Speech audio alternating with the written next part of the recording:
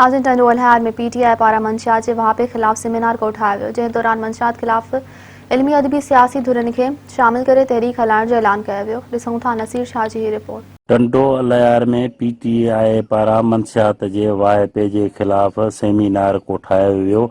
ٹنڈوالهيار में इंसाफ़ हाउस ते कोठायल मेड़ाके खे ख़िताब कंदे एडवोकेट अली पल, ओस्मान यूसुफ कायम खानी, अब्दुल लतीफ़ बलोच, फिदा चवाण, महवश, प्रेस क्लब ٹنڈوالهيار जे सदर तौफ़ीक़ कायम खानी, हैदर अली शेख ऐं ॿियनि चयो त मंशियात जे ख़ात्मे लाइ गॾियल जिदोजहद जी ज़रूरत आहे। मंशियात हिन समाज अंदरि नासूर बणिजी चुकी आहे। उहो ई सबबु आहे जो नौजवान नस्ल तबाह थी नशे में मरी रहियो आहे। हिननि चयो त सियासी, समाजी ऐं सहाफ़ी दोस्तनि खे घुर्जे त असांजो साथ ॾियनि त जीअं ٹنڈوالهيار ज़िले मां मंशियात जो ख़ात्मो आणे सघिजे। मंशियात जे करे जेको आहे सो हिन जो भाउ शहीद थियो ऐं अहिड़ा कई ॿिया माण्हू जेके आहिनि कूड़नि केसनि में फासाइजनि था, क़ुर्बानी या वकरा थियनि था। मंशियात बंदि कई वञे ऐं मंशियात ते थाणा हलनि पिया, पुलिस ऑफिसर हलाइनि पिया, उन्हनि पुलिस वारनि खे कढी ॿाहिरि कजे, के ऑनेस्ट ऑफिसर आणणु घुरिजनि जेके ज़िलनि में अमन अमान कराए सघनि। जेकॾहिं पुलिस ख़ुदि नशो पई विकिणाईंदी या कारखाना हाणे वेठी हूंदी त पोइ माण्हुनि खे इंसाफ़ कीअं मिलंदो।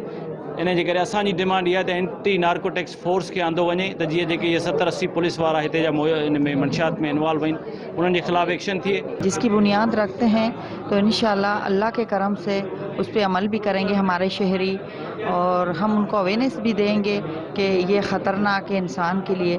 जब इंसान ही नहीं रहेगा तो ये कहाँ से नशे करेंगे। तो उससे बेहतर है कि रमज़ान शरीफ का महीना चल रहा है, अल्लाह रहा आप ये नशे की लत छोड़ दो।